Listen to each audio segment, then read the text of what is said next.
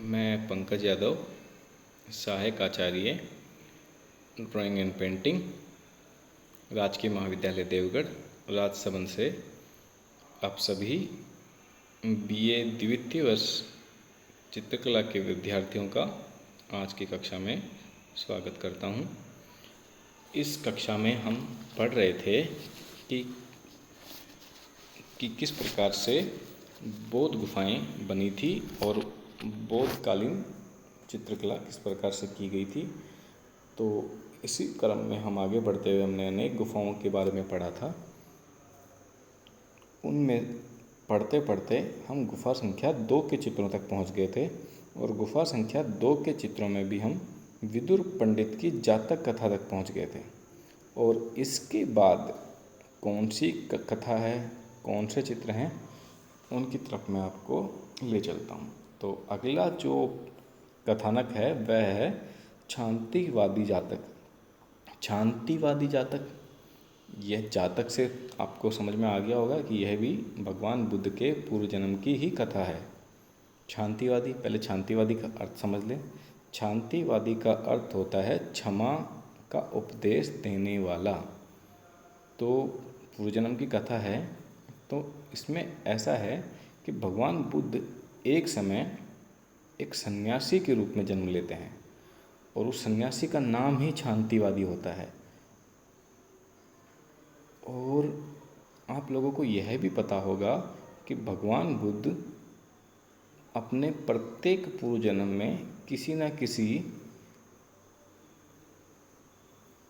उपदेश को, किसी न किसी अच्छी बात को अपने लोगों तक, आने वाली पीढ़ियों तक पहुंचाना चाहते थे।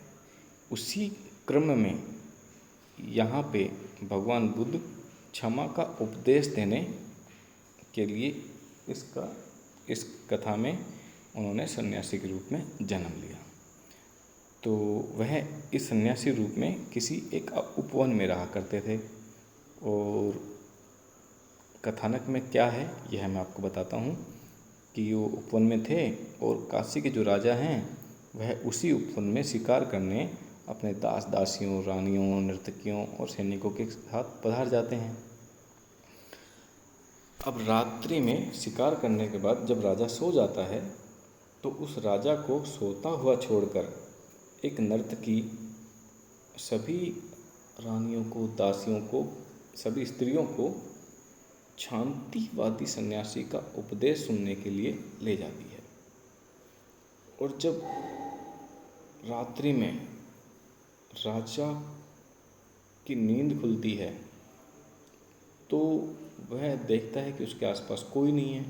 तो वह जब स्वयं को अकेला पाता है उस जंगल में तो उसे बहुत क्रोध आता है कि बिना उसकी अनुमति के कैसे उसके लोग उसे छोड़कर चले गए, बिना परमिशन के। इस बात पे उसे अधिक क्रोध आता है। तब वह अपने सैनिकों को उस शांतिवादी सन्यासी और उस नर्तकी का वध करने की आज्ञा दे देता है। अब चित्र में क्या बना है, ये तो है कथानक। अब इस कहानी में, इस कहानी का कौन सा हिस्सा इस चित्र में बना है, तो यहाँ जो चित्र है गुफा संख्या 2 की जो बाहरी दीवार है उस पर एक चित्र बना हुआ है। उसमें एक बहुत भीमकाय राजा, भीमकाय मतलब थोड़ा आकार में बड़ा है, अन्य आकृतियों से बड़ा है, एक राजा सिंहासन पर तलवार लिए बैठा है, खड़ग लिए हाथ में बैठा है और उसके चेहरे पे क्रोध है और क्रोध से उसका चेहरा तमतमा रहा है। तो उसके सामने एक नर्तकी है जो वज्रासन मुद्रा में, मतलब एक तरह से घुटने के बल बैठी है और अपने पैरों को उसने अपने घुटनों में रख लिया है, बिल्कुल जैसे हम भगवान के आगे प्रणाम करते हैं उसी प्रकार से वह इस मुद्रा में बैठ गई और बिल्कुल अपने सिर को उसने छुपा लिया है कि राजा उसका कहीं सिर कलम ना कर दे। तो जो यह नर्तकी है उसके देह की जो मुद्रा है उससे पता चल रहा है कि यह मृत्यु की आहट है। उसे डर लग गया है, उसे पता लग गया है नर्तकी को कि उसकी मृत्यु निकट है, इसलिए वह इस कोशिश में अपने शरीर को जितना हो सके उतना उसने समेट लिया है।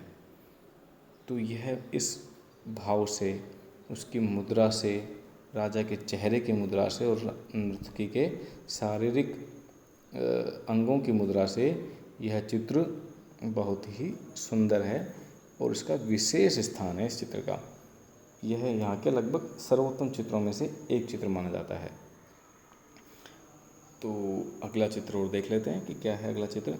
अब यह जो चित्र है तुषित स्वर्ग, तुषित राजा हैं, स्वर्ग के राजा हैं, भगवान बुद्ध के आध्यात्मिक रूप हैं कि भगवान बुद्ध अपना बुद्ध वाला जन्म लेने से पहले स्वर्ग में राजा तुषित के रूप में बैठे हुए हैं और उनके आसपास देवी देवता बैठे हुए हैं। मैं यहाँ चित्र है, मैं चित्र पहले ना दिखाकर आपको कथानक बता रहा हूँ, क्योंकि कथानक जब पता होता है तो चित्र का आनंद और अधिक आता है और हम जो दर्शक होते हैं वह अपने आप को उस चित्र की प्रत्येक वस्तु से, प्रत्येक रंग से, आकार से, मुद्रा से खुद को जोड़ पाता है। अब यह तो आपको पता लग गया कि ये तुषित भगवान है, स्वर्ग में बैठे हैं, देवताओं से घिरे हुए हैं। तो चित्र में क्या सुंदर वाली चीज़ें हैं। सबसे सुंदर जो है वह है यहाँ पर अंकित आकृतियों की मुद्राएं। कोई आकृति किस मुद्रा में बैठी है, कोई आकृति किस मुद्रा में। पर बैठने की मुद्रा ही नहीं, खड़े होने की मुद्रा भी देखेंगे तो पीछे बगल में दो देवता खड़े हैं अलग अलग रंग रूप के। इनकी जो मुद्रा है वह बिल्कुल लयात्मक है, लचीली है, लगता है त्रिभंगी है, मतलब तीन तरह से मुड़ी हुई है। तो बहुत सुंदर है यह भी। तो ये जो लचक है, जो लय है, ये अजंता के चित्रों की विशेषता है। तो ये खास बात। दूसरी, जो कलाकार है केवल शारीरिक रूप से ही उसने इन चित्रों को, इनमें लयात्मकता नहीं दिखाई। आप हाथों को देखेंगे, हाथों की अंगुलियां देखेंगे, वह भी कुछ न कुछ कहती हुई प्रतीत होती हैं। जैसे शास्त्रीय संगीत, शास्त्रीय नृत्य में हाथों की उंगलियों का, हाथों की मुद्राओं का प्रयोग किया जाता है, लगभग उसी में।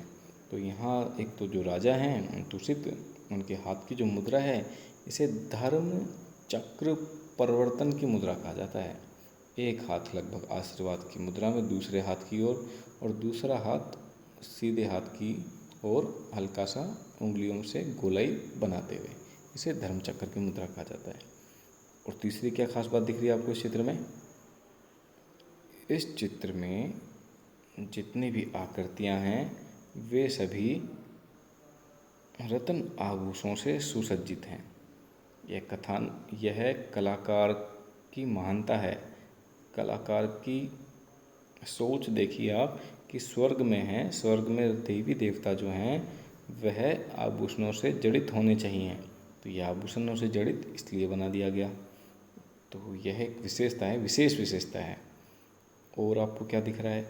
और यहाँ आपको रंग दिख रहे हैं कि आकृतियाँ, मानव आकृतियाँ कितने कितने रंग की, कोई गहरे रंग की हैं, कोई गौर वर्ण की हैं और कोई थोड़े श्याम वर्ण की हैं। तो वह उस समय रंग, सीमित रंगों का उसने प्रयोग किया, फिर भी इन सीमित रंगों से उसने क्या दिखा दिया? अलग अलग शरीर के वर्णों को उसने दिखा दिया। तो यह भी कलाकार की महानता ही है।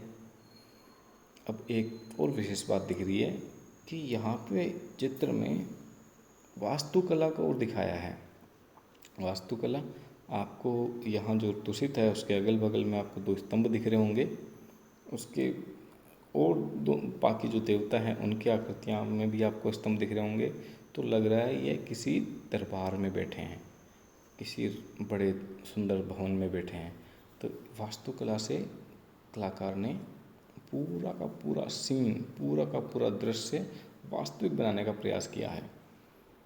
तो यह भी सुंदर चीज़ है।